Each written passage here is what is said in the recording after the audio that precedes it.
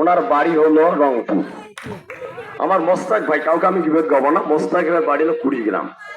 আর যে ভিডিও উপজেলায় নির্বাচিত হচ্ছে সেই নির্বাচিত উপজেলার নাগেশ্বরীতে আমার রানাবের বাড়ি, ঠিক কিনা?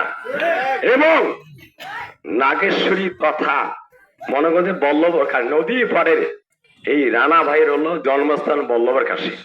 আর আমরা গুলা চিন্তা অত পাগল আর মনে হয় এলাকার নাই। আমি যদি আমার বন্ধু বলে সুধীর ভাই ওরই ঠিক সংসদে পাঠাতে পারি ইনশাআল্লাহ, তারই আমরা হাত নিয়ে দেবে। তার কাজ লালমনিরহাটের গুরুমন্ত্রীতে করেছেন, তার চেয়ে ডবল কাজ হবে। আপনারা জানেন,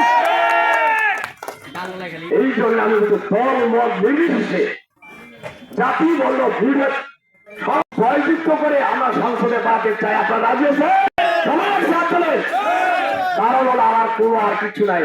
রানা ভাই এমপি হলে আমাদের হলো আমাদের রানা ভাই আজকে 1 মাসের জন্য ওনার কেউ নাই, চারিয়াগারে ঘুরতেছে, ওনার স্ত্রী ওনার মেয়ে যা সবাই।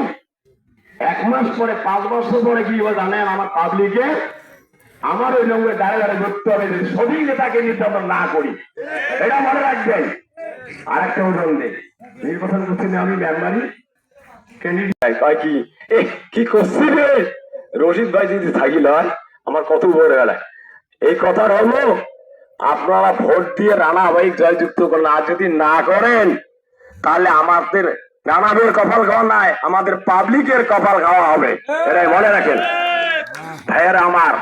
আমি বিশেষ করে অনুরোধ করে বলতেছি, নদী পার নয়, খালি শুধু নদী পার নয়, সব জনসাধারণ, বিশেষ করে আমাদের নদী পাড়ের কথা বলতেছি, দল মত কেউ থাকবে না, একটাই কথা থাকবে, ধানের শীষ, রানা ভাইয়ের ডাক, রানা ভাই তো না ধানের শীষ, এটাই হলো আমাদের আসল।